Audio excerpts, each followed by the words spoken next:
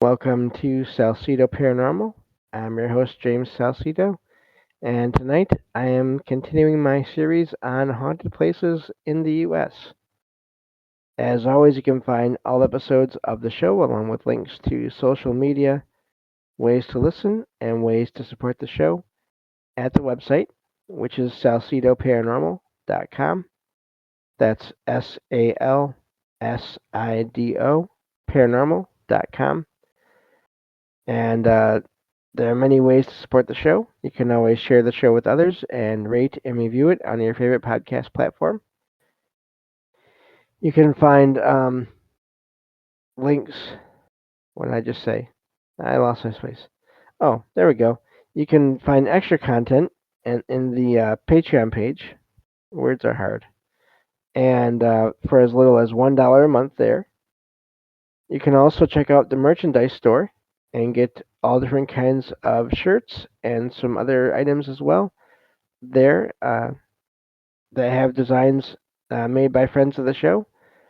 And yeah, support is never expected but always appreciated, as there are expenses for making these shows.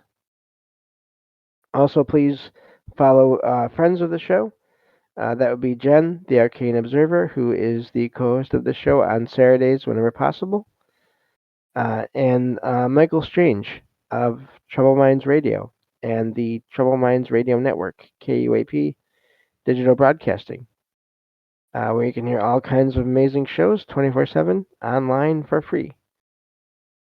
So, as always with this series of shows, um, I do the research as much as I can and come up with summaries of these locations. But if you want to visit any of these locations I talk about in these shows, please keep in mind you have to do your own research after the fact to make sure that it is okay to visit them, and that in some cases it may not be.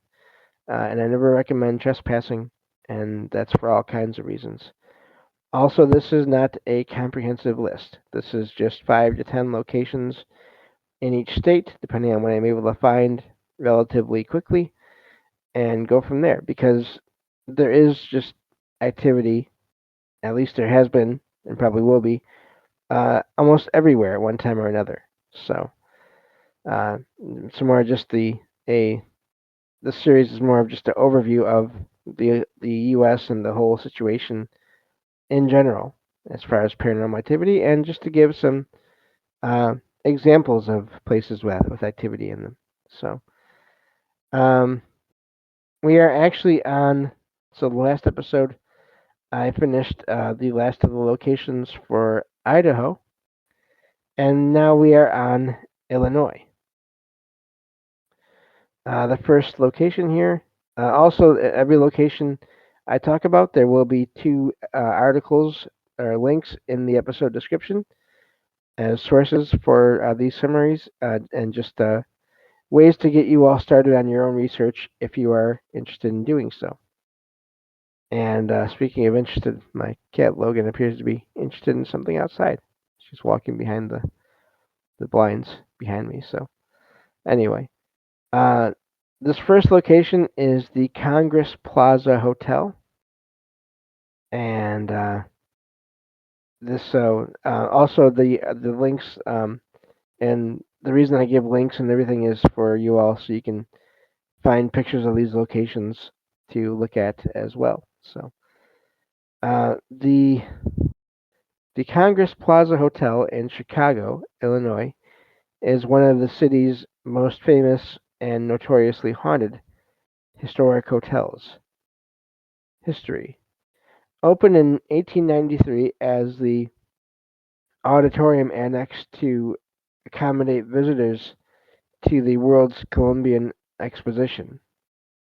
Uh, it was designed by noted architect Clinton J. Warren, with multiple expansions overseen by Halliburd and Roche between 1902 and 1907, transforming the hotel into a lavish city landmark.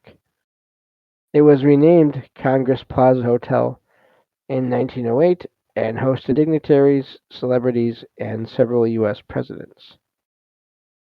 During World War II, the hotel served as a training site for the U.S. Army Air Forces. The hotel is notable for its opulent ballrooms, extensive marble corridors, and its eerie, sealed rooms. Hauntings and paranormal activity. The Congress Plaza Hotel has earned its reputation as the most haunted hotel in Chicago due to numerous tragedies and unexplained events. Notable ghosts and stories. Captain Lewis Ostheim, who is known as a shadow figure, um, died in the hotel in 1900. The evening before his wedding, he appears as a shadow figure and is reported to glide through corridors and rooms and is considered one of the hotel's most active spirits. There's a ghost of a boy, Carol Langer, who's seen there, or who's reported to be there. In 1939, this refugee, this boy who feared deportation. Uh,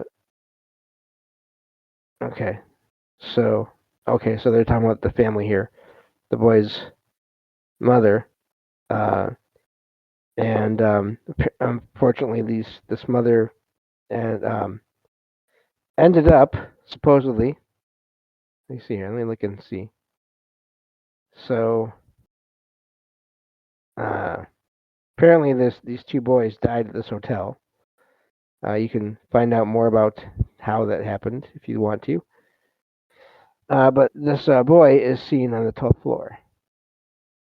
There's also a one-legged vagrant who was murdered on hotel grounds.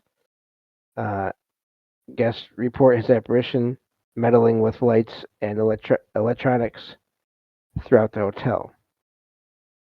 There's Guests have also seen a hand reaching ominously from the wall. Legend says it belongs to a worker who died during construction. Next section here is room 441. It's famously haunted by the spirit of a woman who will appear, tug at covers, blankets, sheets, I guess, and disrupt guests' sleep. Room 441 is one of several with persistent paranormal disturbances, including objects moving, electronics malfunctioning, and chilling presences. At least one room is permanently sealed due to overwhelming supernatural activity. The Gold Room. It's haunted by a woman in Victorian dress. Some wedding photos taken have reportedly have missing figures or mysterious apparitions. That's fascinating. Let me just read that again. Some wedding photos here reportedly have missing figures or mysterious apparitions. So it's like some force is preventing or blocking out the image of certain people in the pictures, which is really amazing. Um, General paranormal reports. Guests and staff routinely report cold spots, whispers, voices, objects moving violently, lights turning on and off, and unexplained piano music in event spaces like the Florentine Room.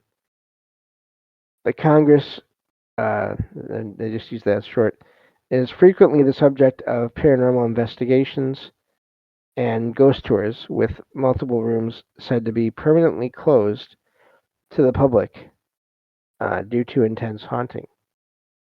So that's the end of that location. Again, when details of deaths are too either gruesome or just tragic, I don't like to go into them. So you all can look into that more yourselves. So I apologize for starting and stopping at times when it comes to that, um, but yeah, I have my reasons. So uh, now this next one here I've heard about, and different TV shows, paranormal themed TV shows. Not so much the like any kind of the current or the relatively current reality shows, but more of the shows. There used to be. I've talked about this before. I don't remember if I've talked about it on the show. There used to be shows that different networks would have. History Channel, A&E, all those channels would have that would just talk about places and the ghost stories attached to them. Sort of a visual, audio visual version of what I'm doing here in a way, but probably with better on scene research and all that. But and I used to love those shows. To me, they were the best. Some reenactments, but not extreme, nothing to where it was too loud or whatever. Just really well done shows, and they used to be around a lot more, and then eventually they start sort of, I guess, once the reality paranormal investigation show started popping up.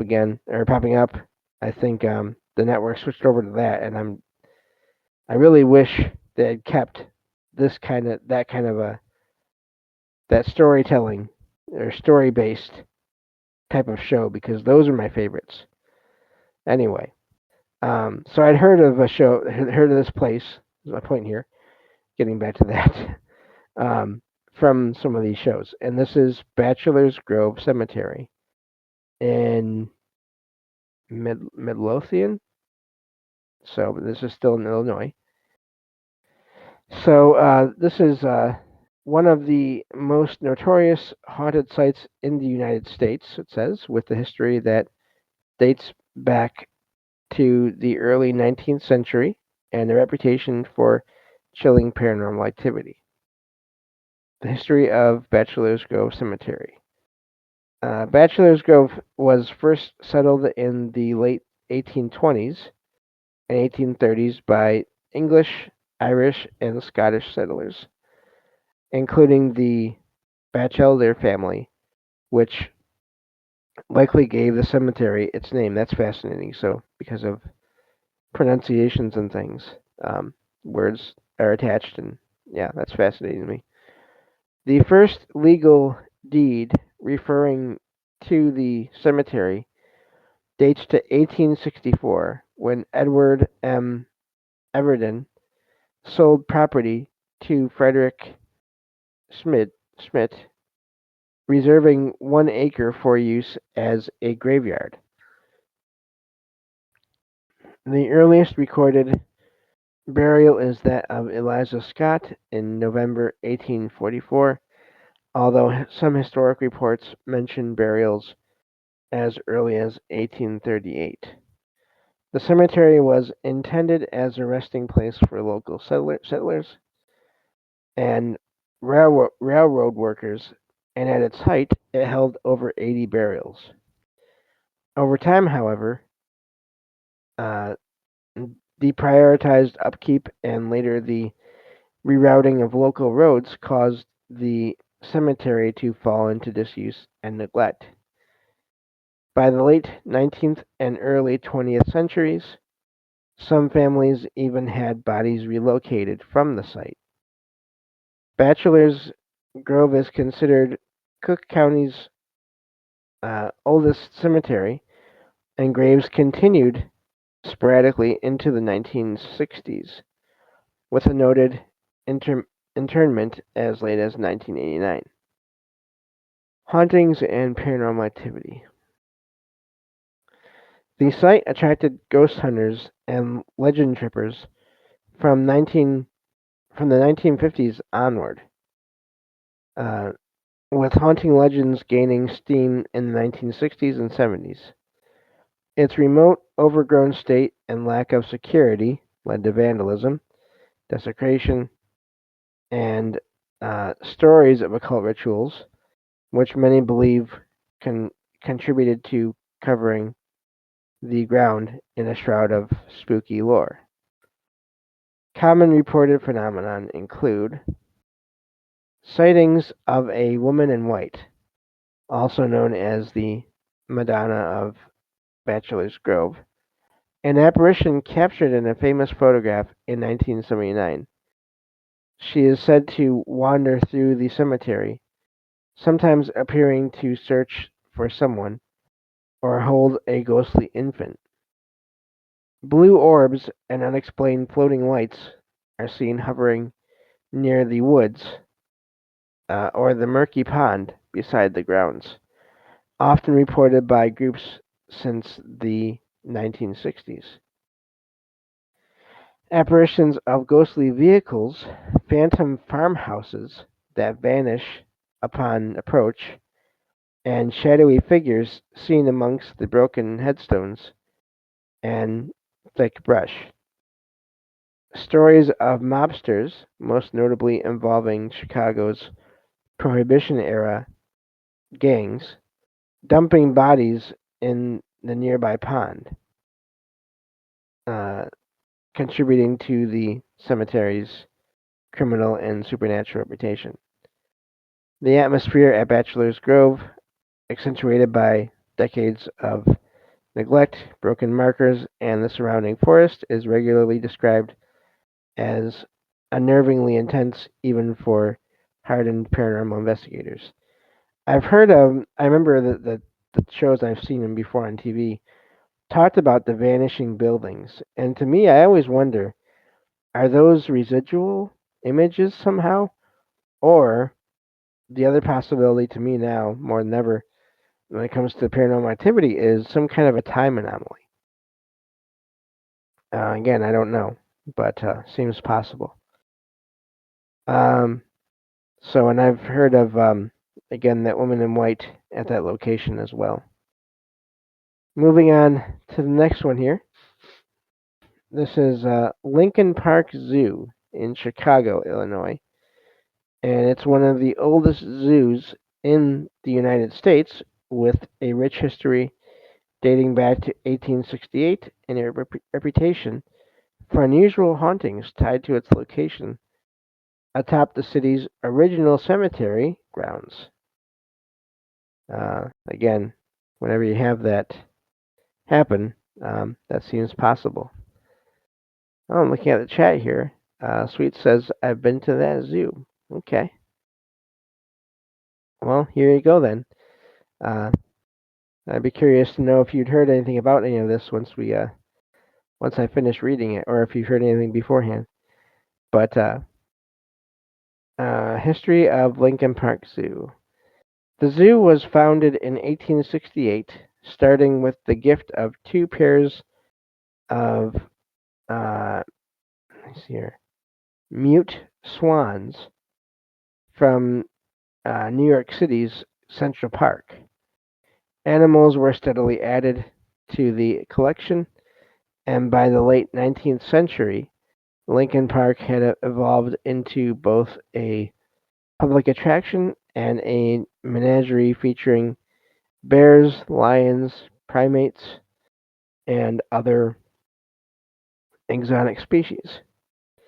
The zoo's early decades were shaped by directors such as salsidoparanormal and Martin Perkins, with notable developments including the opening of the Lion House, 1912, Primate House, 1927, and contributions to conservation through the birth of the first captive American bison and support for endangered species.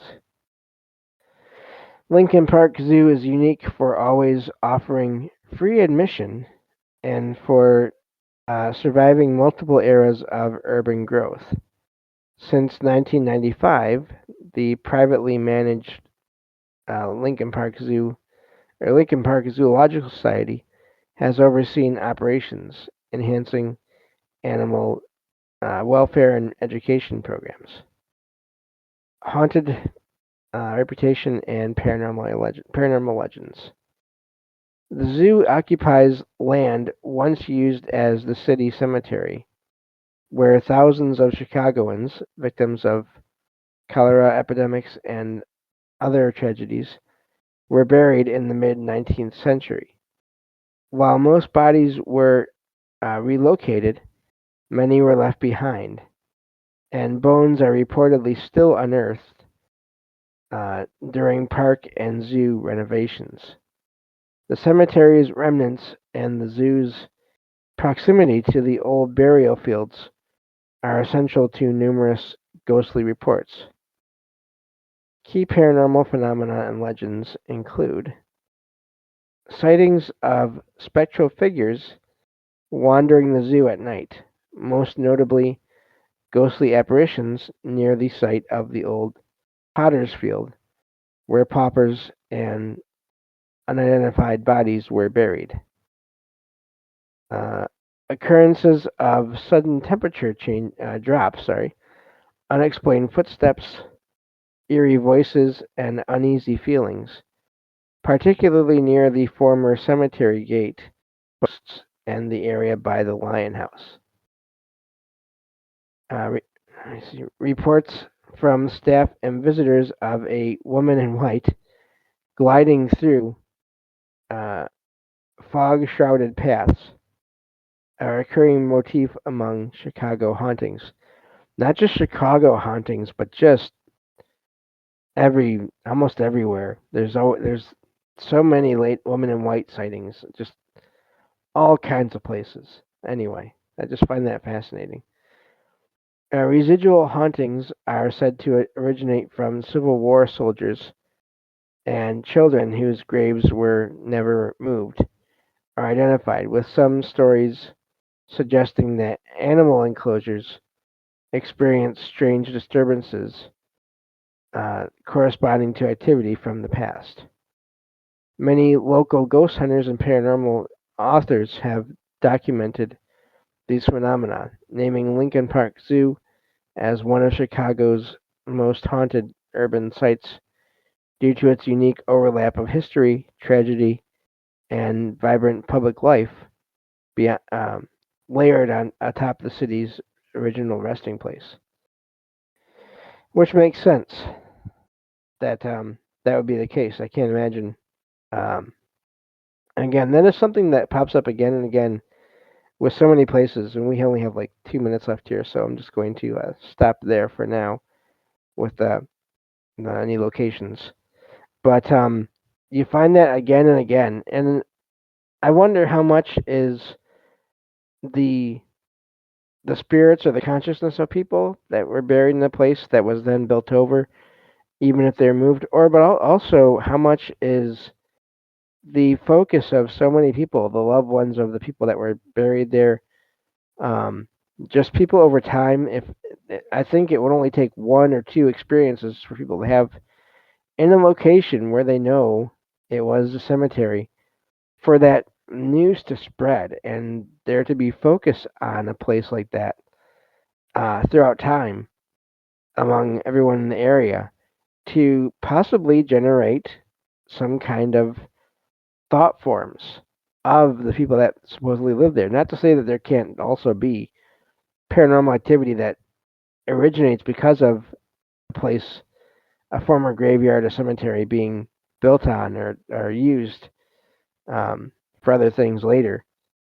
Uh, but also, I think the power of the human mind, especially multiplied by tens or hundreds or thousands over time, and all that energy focused on a certain location, um, I can imagine that would lead to these kinds of events happening, these places becoming haunted in some way. So, anyway, thank you all for listening, and I will talk to you all next time on Salsido Paranormal. Take care.